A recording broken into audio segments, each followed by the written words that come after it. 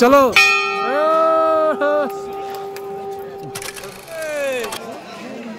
জয়।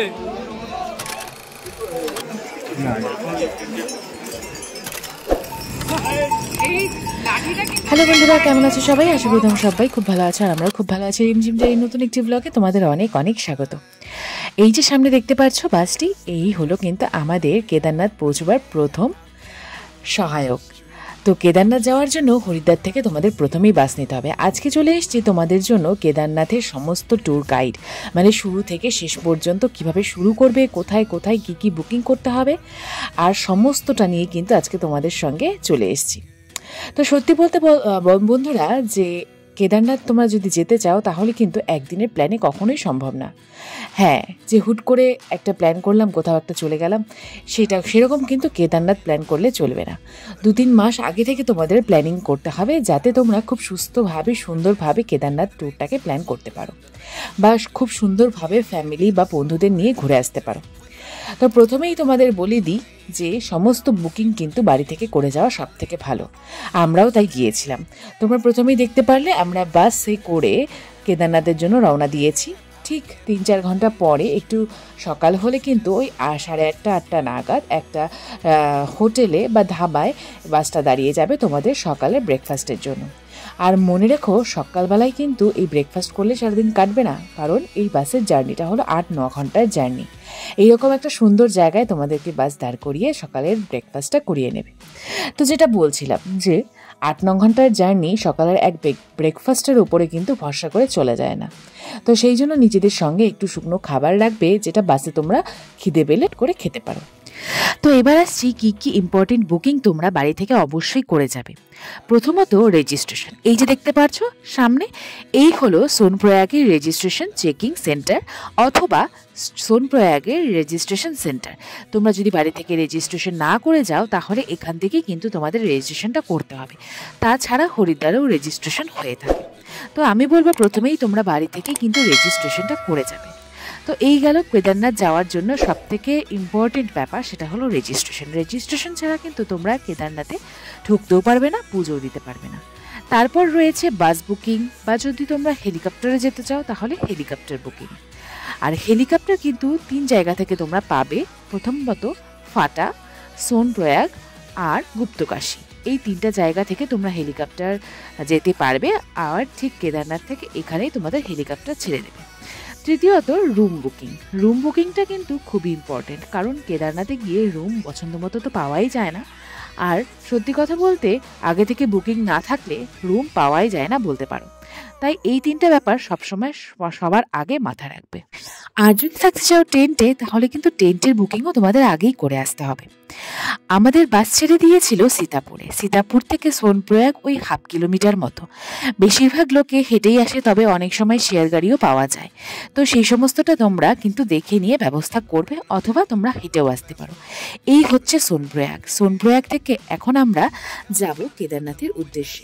এখান থেকেও কিন্তু শেয়ার গাড়ি পাওয়া যায়। শেয়ার গাড়ি তোমাদের এই ব্রিজটার এই পারে নামিয়ে দেবে। তারপর তোমরা ব্রিজটা পার করে ওই পাশ থেকে আর একটা গাড়ি পেয়ে যাবে। সেই গাড়ি তোমাদের গৌরীকুণ্ড পর্যন্ত নিয়ে যাবে। আমরা যেহেতু সোনপ্রয়াগে ছিলাম না, আমরা ছিলাম গৌরীকুণ্ডে, তাই আমরা গৌরীকুণ্ডের দিকে যাচ্ছি। তোমরা চাইলে সোনপ্রয়াগেও থাকতে পারো, তবে কিন্তু যদি কেদারনাথে ট্রেক করতে চাও তাহলে আমি বলবো সোনপ্রয়াগের থেকে গৌরীকুণ্ডে থাকা অনেকটা বেটার। কারণ গৌরীকুণ্ডে যদি তোমরা পৌঁছে আগে থেকে রেস্ট নিয়ে কিছুটা সময় কাটাও, তাহলে কিন্তু তোমাদের ট্রেকটা অনেক সহজ হবে, আর অনেকটা আগে তোমরা ট্রেক শুরু করতে পারবে। নয়তো ভোরবেলায় কিন্তু সোনপ্রয়াগে প্রচুর ভিড় হয় রেজিস্ট্রেশন চেকিংয়ের জন্য।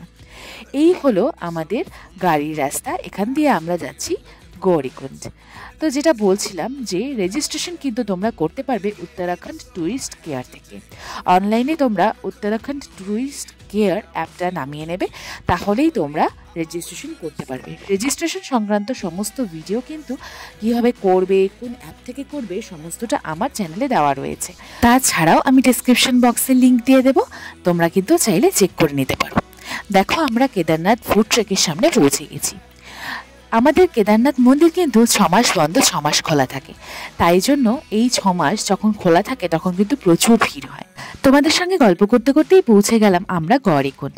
গৌরীকুণ্ডে আমাদের আগে থেকেই রুম বুকিং করা ছিল, আমরা কিন্তু আমাদের রুমে চলে যাচ্ছি। কিছুটা উপরে, যেহেতু সবটাই পাহাড়কে ঘিরে অবস্থিত, তাই জন্য তোমাদের কিন্তু কিছুটা সিঁড়ি ভেঙেই উঠতে হবে। আমাদের রুমটা ছিল 2 তলার ওপরে, খুব সুন্দর সিনারি, খুব সুন্দর রুম আর খুবই ভালো ব্যবস্থা।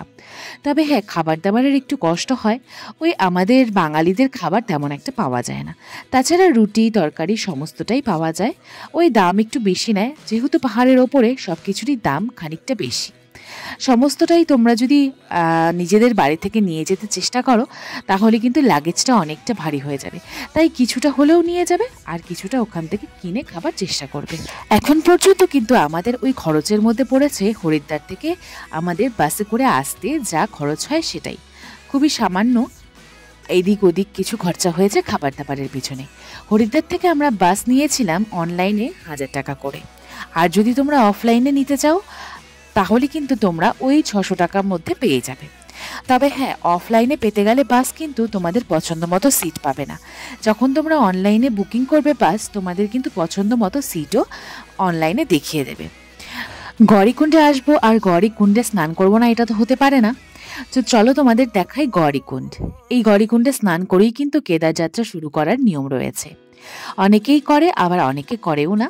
তবে হ্যাঁ, আমি করেছিলাম, তো আমার খুবই ভালো লেগেছে। তোমরা যদি যাও আমি বলবো এখানে একটা ডুব লাগিয়ে নিও।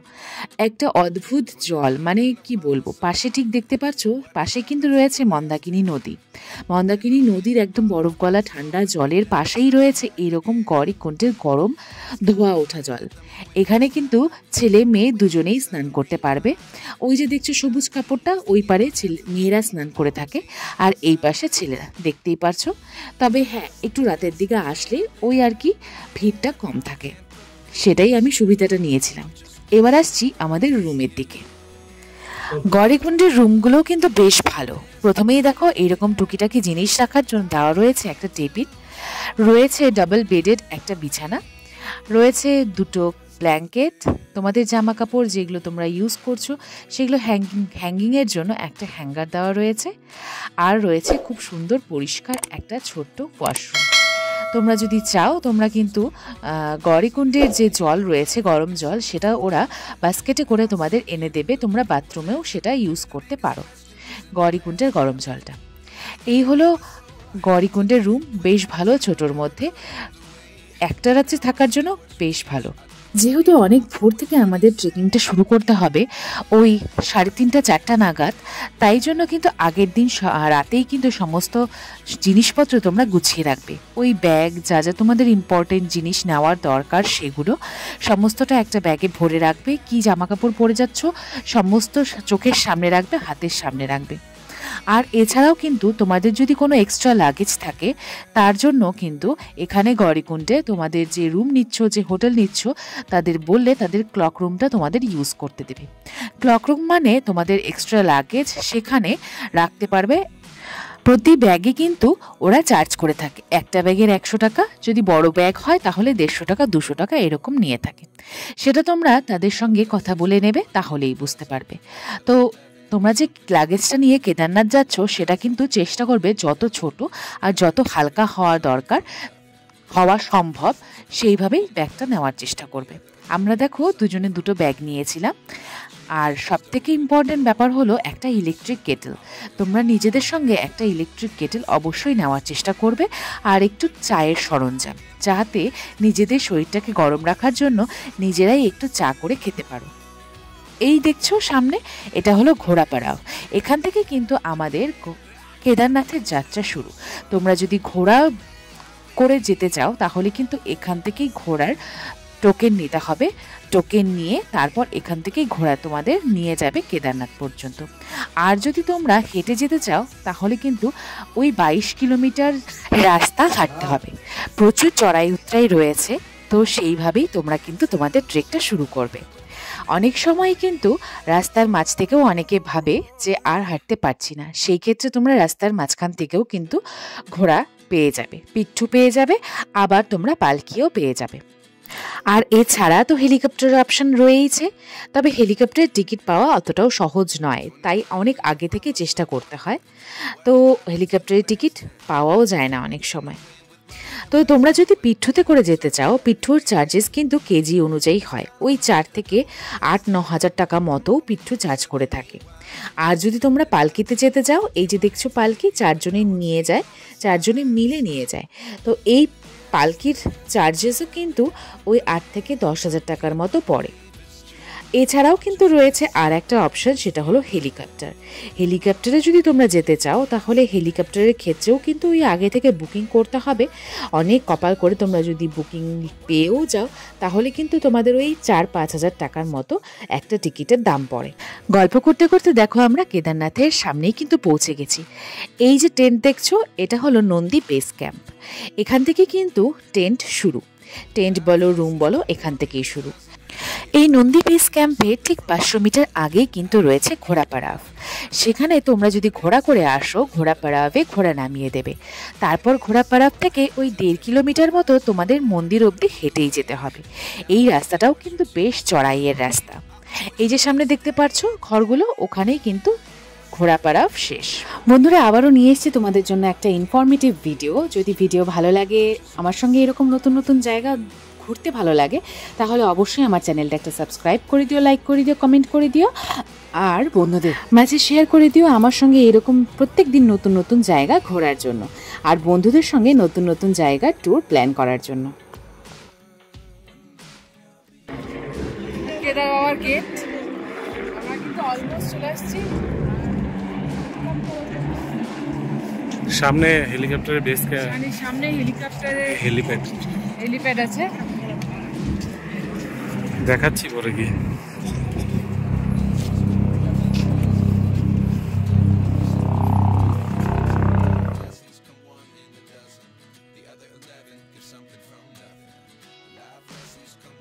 এই কেদারনাথের ট্রেকের রাস্তাটা কিন্তু বেশ কঠিন, তাই নিজেদের সঙ্গে প্রচুর খাবার দাবার, শুকনো খাবার, ওই ধরো ড্রাই ফ্রুটস যেমন খেজুর, বাদাম, কাঠবাদাম, কিছুটা কিশমিশ, কিছুটা কাজু বাদাম, এই সমস্তটা নিয়ে আসতে পারো।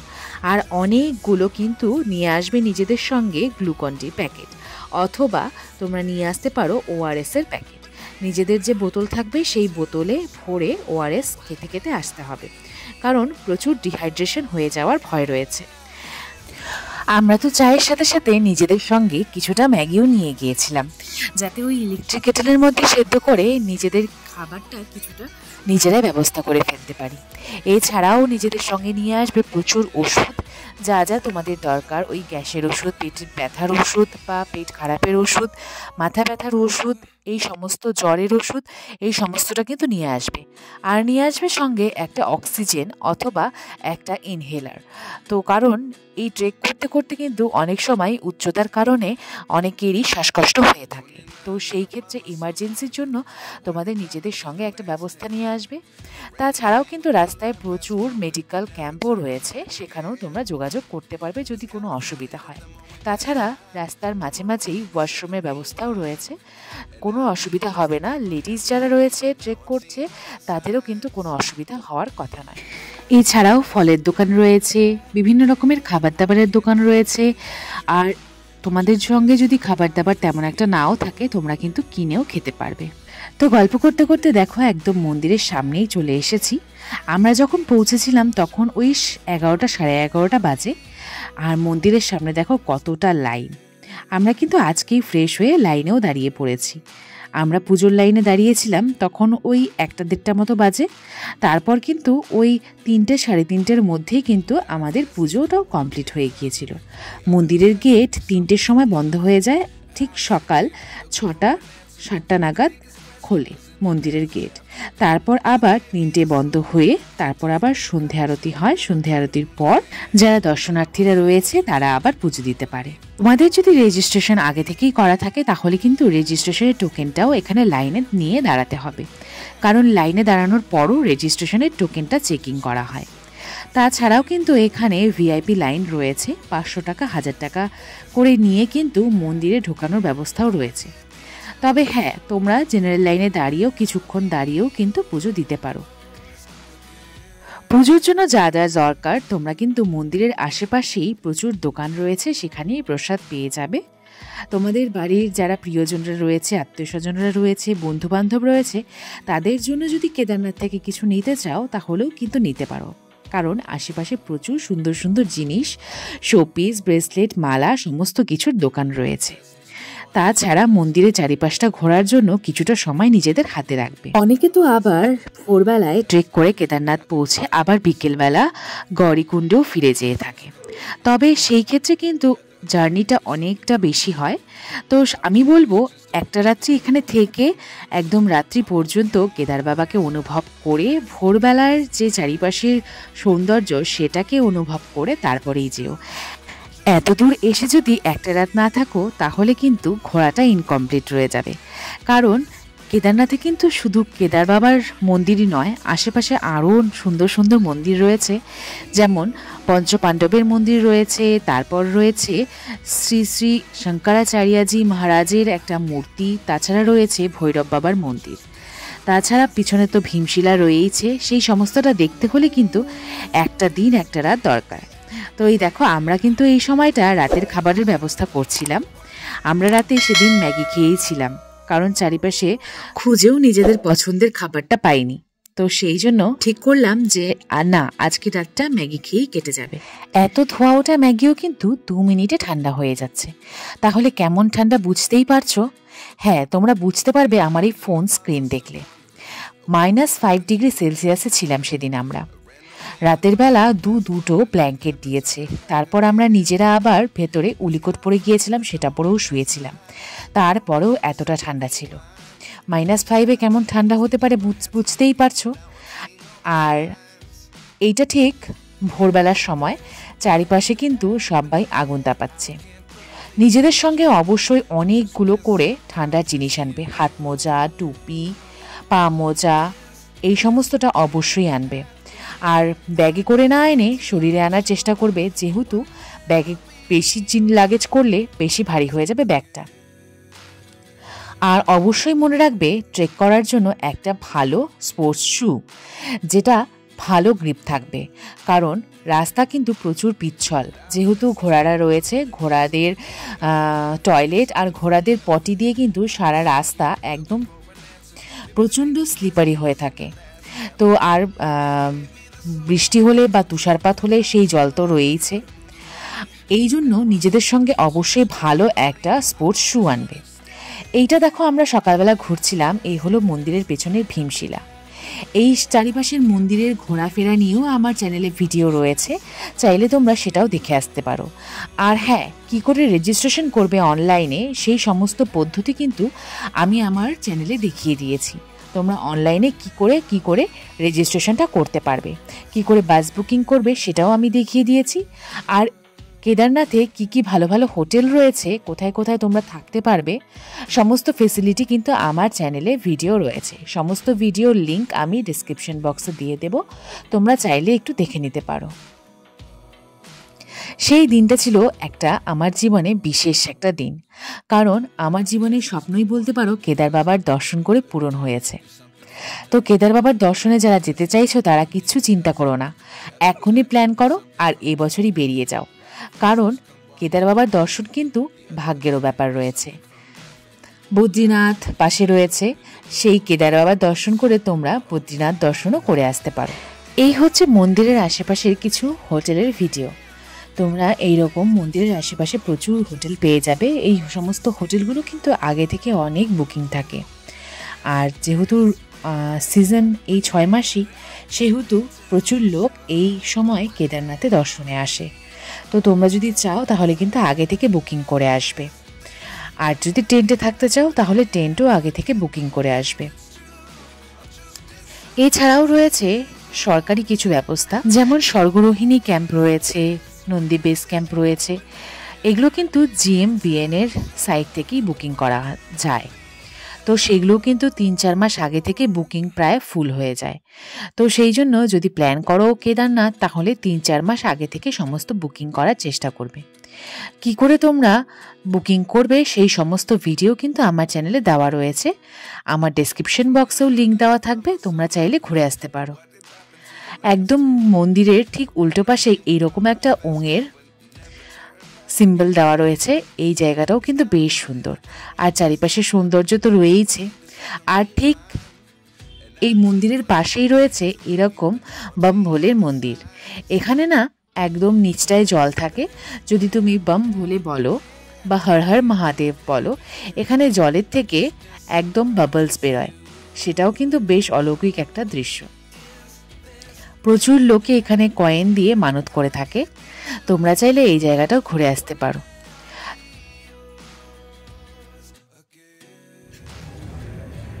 बम भोले बम बम भोले बम भोले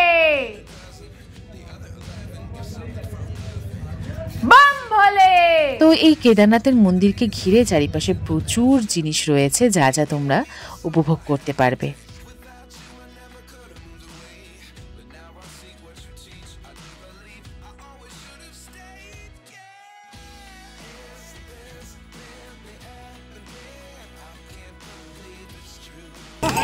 এই লাঠিটা কিন্তু ট্রেক করার জন্য সবথেকে বড় ভরসা। চলো ট্রেক করে, আর বেশিক্ষণ নেই। তাছাড়া চারিপাশে সিনিক বিউটি তো রয়েইছে। চারিপাশে এত সুন্দর সুন্দর পাহাড়, এত সুন্দর বরফে ঢাকা পাহাড়। রোদের ঝিলিক যখন সেই পাহাড়ে পড়ে মনে হয় যেন একদম রূপো চকচক করছে। তাছাড়া রাস্তার মাঝে মাঝে তো প্রচুর সুন্দর সুন্দর ঝর্ণা রয়েছে। এত সুন্দর প্রাকৃতিক দৃশ্যের সম্ভার তোমাদের কিন্তু মুগ্ধ করে দেবে। চারিপাশে খুব সুন্দর সুন্দর ঝর্ণাগুলোর সৌন্দর্য, ক্লান্তি রয়েছে, সেই সমস্ত ক্লান্তি কিন্তু দূর হয়ে যাবে। আর ট্রেক করতে করতে এইরকম মাঝে মাঝেই রাস্তার মাঝখানে তোমরা পেয়ে যাবে সুন্দর সুন্দর ফলের দোকান। তো সেই ফল খেতে খেতে তোমাদের ট্রেকটা কিন্তু আরও বেশি মজার হয়ে উঠবে। তাহলে আর চিন্তা না করে হর হর মহাদেব আর জয় শ্রী কেদার বলে বেরিয়ে পড়ো কেদারনাথের ট্রেকে। যারা ভাবছো হেঁটে যাবে, তারা হেঁটে যখন যাবে তখন যতটা সময় লাগবে, নামার সময় কিন্তু হেঁটে নামতে ঠিক ততটা সময় লাগে না। তার অর্ধেক সময়েতেই কিন্তু গড়িকুট পর্যন্ত হেঁটে পৌঁছে যাওয়া যায়। তবে হ্যাঁ, একটু কষ্ট হলেও ওঠার থেকে কষ্টটা একটু কম। তবে এখন বলি যে খরচ কি কি পড়বে। প্রথম থেকেই তাহলে বলি যে যেখান থেকেই যাচ্ছ ট্রেন ভাড়া ওই 600-700 টাকার মধ্যে ট্রেন ভাড়া তোমরা পেয়ে যাচ্ছ একজনের। আমি একজনের হিসেবেই বলছি। তো আমরা ট্রেন করে পৌঁছে গেলাম হরিদ্বার। হরিদ্বারে একজনের বা দুজনের একটা রুমের ভাড়া পড়ে যাচ্ছে 800 থেকে 900 টাকা। তারপর বাস ভাড়া পড়ছে হরিদ্বার থেকে সীতাপুর পর্যন্ত। অনলাইনে কাটলে 1000 টাকা, অথবা অফলাইনে কাটলে 5 থেকে 600 টাকা। ঠিক তাই ফেরার সময়তেও তাই। যদি অনলাইনে কেটে থাকো তাহলে 1000 টাকা, আর যদি অফলাইনে কাটো তাহলে 6 থেকে 700 টাকা। মানে যাওয়া আর আসা টোটাল বাস ভাড়া পড়ছে 1700 টাকা ধরে নেওয়া যায়। গৌরীকুণ্ডে থাকতে গেলে তোমাদের একটা রুমের ভাড়া পড়বে 1400 টাকা থেকে শুরু। তারপর রয়েছে ব্যাগ রাখার খরচ। যদি এক্সট্রা লাগেজ নিয়ে থাকো তাহলে পার ব্যাগ 100 টাকা। কেদারনাথে যদি তোমরা রুম নিয়ে থাকতে যাও তাহলে কিন্তু 1 থেকে 1500 টাকার একটা রুম পড়ে যাবে একজনের। সেটা দুজনের আর একটু বেশি হবে। আর তারপর রয়েছে ফেরার সময়। এছাড়াও ফেরার সময় রয়েছে হোটেল খরচ। যদি তোমরা সীতাপুরে থাকো তাহলেও তোমরা 800-900 টাকা 1000 টাকার মধ্যে রুম পেয়ে যাবে। আর যদি গৌরীকুণ্ডে থাকো তাহলেও 1000 থেকে 1200 টাকার মধ্যে রুম পেয়ে যাবে, একটা রুম ডবল বেডের। তারপরে খাওয়া দাওয়া, কেদারনাথে খরচ, যাওয়ার সময় কিছু খাওয়া দাওয়ার খরচ, সব মিলে যদি আমরা 1500 থেকে 2000 টাকাও ধরি তাও কিন্তু তাহলে মোট খরচ কত পড়ছে বলো তো? ওই একজনের হিসেবে ধরতে গেলে মোটামুটি 8 থেকে 8500 টাকা 9000 টাকার মধ্যে একজনের খরচ হয়ে যাচ্ছে। সেই হিসেবে তোমরা যদি গ্রুপে যাও তাহলে তোমাদের গ্রুপ অনুযায়ী তোমরা খরচটা হিসাব করবে। আর যদি ফ্যামিলিতে যাও তাহলে বাচ্চাদের ছেড়েই দাও, বড়দের মাথা পিছু যা আমি একজনের হিসাব দিলাম সেই অনুযায়ী তোমরা ধরে নিয়ে তোমাদের ট্যুরটা কিন্তু প্ল্যান করতে পারবে। এই যে দেখতে পাচ্ছ, এটা কিন্তু সোনপ্রয়াগের যে রেজিস্ট্রেশন সেন্টার রয়েছে তার সামনের দৃশ্য। এটা হলো ভোরবেলার দৃশ্য। দেখো কত দর্শনার্থীরা ভিড় করেছে এখানে। এই যে ভোরবেলা যদি তোমরা সোনপ্রয়াগে থাকো তাহলে কিন্তু তোমাদের এই ভিড়টা ফেস করতে হবে। তো সেই জন্যই বলেছি যে তোমরা তোমাদের রেজিস্ট্রেশনটা এখান থেকে চেক করে নিয়ে গৌরীকুণ্ডে হোটেল নিয়ে এক রাত্রি থেকে তারপরে তোমাদের কেদারনাথের উদ্দেশ্যে ট্রেকটা শুরু করবে। তো এই ছিল আমাদের কেদারনাথের টোটাল ট্যুর গাইড। কেমন লাগলো সেটা বলবে, আর যদি খুব ভালো লেগে থাকে তাহলে একটা সাবস্ক্রাইব করে দিও, লাইক করে দিও, কমেন্ট করে দিও। তো দেখা হচ্ছে পরের ভিডিওতে বন্ধুরা, ততক্ষণের জন্য সবাই খুব ভালো থেকো, সুস্থ থেকো, টাটা বন্ধুরা।